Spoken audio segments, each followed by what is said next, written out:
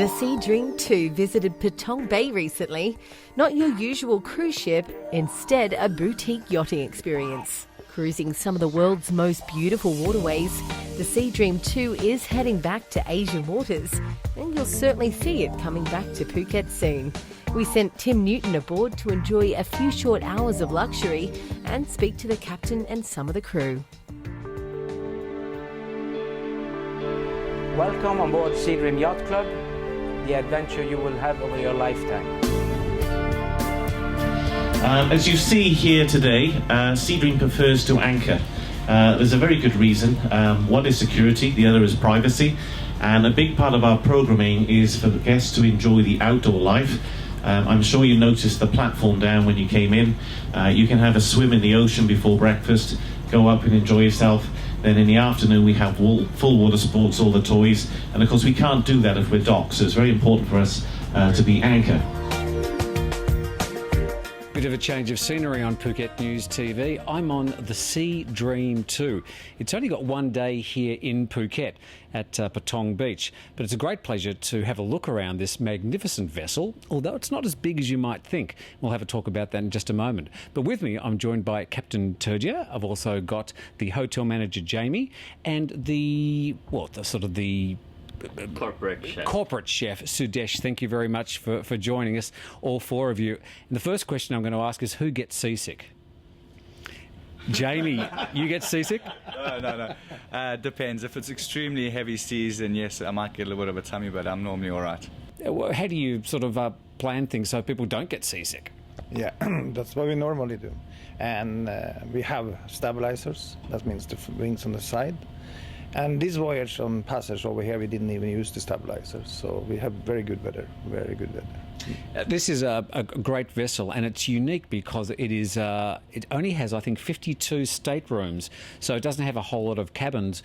Where do most of your clients come from? We generally have a lot of clients from all over the world. It's a very mixed group. We have a lot of people from America coming. We have a lot of people from Europe, and it's actually mixed. We have mixed from all over. Okay. As far as feeding people, with those people coming from all over the world, how do you keep everybody happy in regards to the food? The cuisine we have is very diverse, so we can cater to people from anywhere in the world. Like, we have chefs from 11 different countries, and we put the menu together with all of their help. So now, you must have some strange requests, and I bet you've got some legendary ones you talk about around the water cooler. What's been the strangest request you've had for special food? It was a couple of years ago. They wanted to have strawberry pancake with caviar, foie gras, and Louis XIII sauce. And no problem? We made it. It took 10 minutes, and we were being filmed by Discovery at that time, so it was fun. To sail in all these different parts of the world, how is it different these days than it was, say, 20 years ago? Now, today you have everything, GPS, everything, but we still control the old way. And we still checking our courses the old way. But it's no problem to find a way around the world anymore. We're finding new places and new parts to go that fits our product is another thing. And that would be a very special thing for the vessel. How do you pick the locations? Because some places may be beautiful but may be inaccessible. Yeah, we pick them based on our experience, and also that in our company we have been in this business for many, many years. So a group of people will settle together and they find out where to go. And we picked so that we can please most of our guests. You've been to some beautiful places. Where's your favourite? I'm from Norway, so I shouldn't say anything else than that. You only have 56 staterooms, Jamie. They're pretty luxurious. What's the layout? Well, we have deck 2, we have deck 3, we have deck 4. We have a little bit different cabins. We have the most important cabin on board, or the main one, is basically known as the owner's suite, and this is a very luxurious cabin. It is a very nice size. It has its own lounge, a very nice bathroom, and from there, moving a little bit down, we have the Admiral's suite, which is cabin 400, which is right next to the piano bar. It's also a very beautiful. That's appropriate. Yes, very appropriate. So you can go back and forth as you need. It's a beautiful stateroom as well. It's a little bit smaller than the owner's suite, but much bigger than the regular cabins. Then we have Our regular staterooms are basically on deck number 2, number 3, number 4, and they're basically the ones that the most guests use. So when guests come on board and they go into their stateroom, they don't spend actually a lot of time there. We have beautiful outside decks where we have where we serve our breakfast, our lunch, our dinner. We have the bars outside, we have the pool deck outside, so we basically concentrate on the outside of the yacht. Now let's have a talk about the food, because it is very special. What is the most unique thing about the food and the way that you serve it here on the yacht? The uniqueness is that we cater to the demands of the guests. So we have our menus, it keeps on changing on daily basis. And then every guest can order something what they would like to have. And that's, you can get only on Sea Dream. If we have 100 guests, there are times when we have 60 different things which don't show on any of the menus. And Jamie and the other service staff, they do a great job. Like, they are in touch with the guests. They ask their personal needs. And if somebody's coming from Poland maybe, and he was longing to have pierogi for 2 years.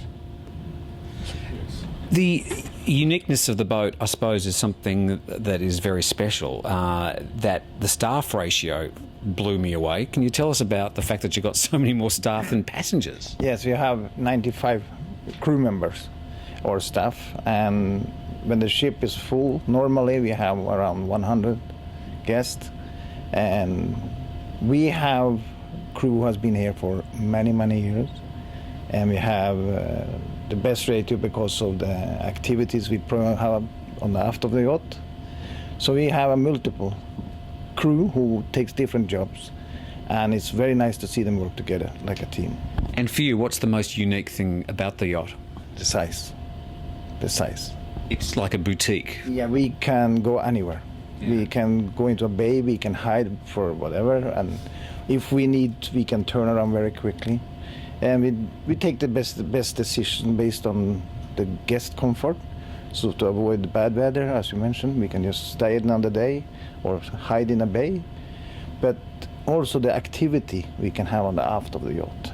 The other day we just stopped and swim in the middle of the ocean. Jamie, for you, what's the most unique thing? For me, personally, every single guest that comes on board, we look at as an individual. We greet them by name, we learn their names, we give them the most personalized service we can. We have the service on board is top notch, whether it be in the dining room, on the open decks, or by the bars. And the guest kind of feels like they're at home, which is a very nice feeling. It's a warm feeling, and we make them feel welcome. We try to get very close to the guests, we talk to them every day, and we try and make it like a family. And this is the one thing that the guests really enjoy the most. So when they leave, they kind of feel like they have to come back because their family is on board. So they really enjoy it. Sudesh, I just know what your answer is going to be, but what's the most unique thing about the vessel for you? Intimacy, personalization, and that personal touch with the guests. For chefs, you won't see chefs on other ships going to the guests and asking what they would like to have. Here, it's a common feature. It's like every guest knows most of my chef's name, and not only the executive chefs, even the cooks, the person who makes their soup, the person who makes their desserts. They are in personal contact with them, and most of the things what they want, they can ask directly to them. Finally, Captain, you're only in Patong for one day this time, but when are you coming back to Phuket? We are coming back November 28th, and then I think we are here for some stops in December, and then back in January. I think so. Well, it's fantastic. What a great opportunity to meet you all. Thank you very much for showing us around your beautiful yacht. And we wish you best on your travels. And thank you very much for talking to us on Phuket News TV. Thank you. Thank you.